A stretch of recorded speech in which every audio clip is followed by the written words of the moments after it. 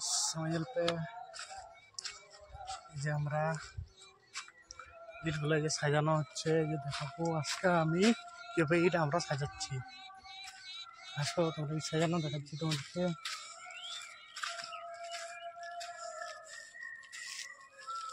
দেখো ইট সাজাচ্ছি আমার দিদি হাই মা বলে,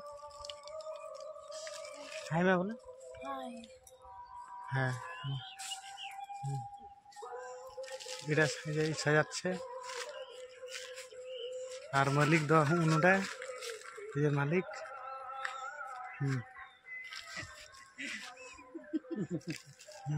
कलकत्ता वेट जो मालिक है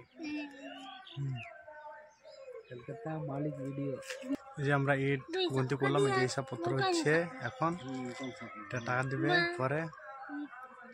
এই আমাদেরকে ইট সাজানো এই যে শিখাই দিচ্ছে আমাদের মালিক।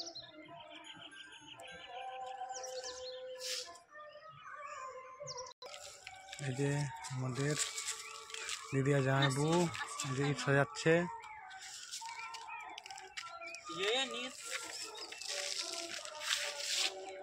Ya dime.